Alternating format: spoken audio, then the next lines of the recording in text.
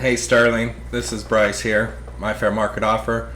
I just wanted to go over with you real quick what I'm looking at, how I come up with my values and my offers, and just kind of walk backwards for you.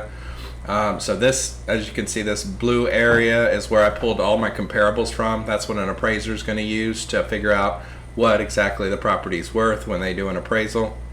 Obviously, I'm not an appraiser, but that's where I'm going to go to kind of read the market as well. So I took this area right in between Hammond and I think 4 Acre over here, right off Lenox, and pulled all these comparables, and I dumped them into a system that gives me a graph, makes it real easy to explain, real easy to read, and kind of see where the market's at. Down the left-hand column of this, you're going to see all the price points. Down the bottom is all your square footages. The blue dots are all the properties that have actually sold. They were listed, they sold, they've closed. They are considered comparables or comps. The triangles are going to be what's currently listed on the market for, or what's on the market right now. It's listed, it's for sale, but it's not. It hasn't been purchased yet. And then your squares are, they were on the market and for whatever reason they didn't sell. So you're right at about 1,800 square foot. You're a little bit bigger than this one.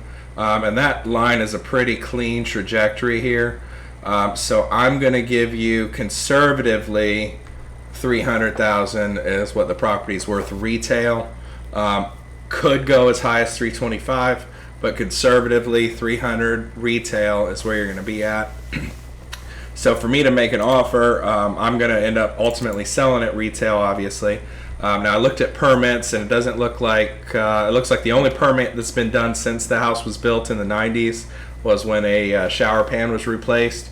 So it looks to me, permit-wise, that nothing's been done since it was built in 90s. So it looks like the house needs to be entirely updated, new roof, new AC, the whole gamut, update the kitchens, the bathroom, everything of that nature. So if I put it at 300,000, when I sell it to an end user, I'm going to have to pay 3% for a buyer's agent. I'm going to pay probably 3% to help a buyer with closing costs and things of that nature to get them in the property, and then another 2% in closing costs. So right off the rip, I've got to take off 8% off that 300, and that gets me down to 276. Now I look for a 22% profit, so I'm going to take the profit out of that, and that gets me down to 215.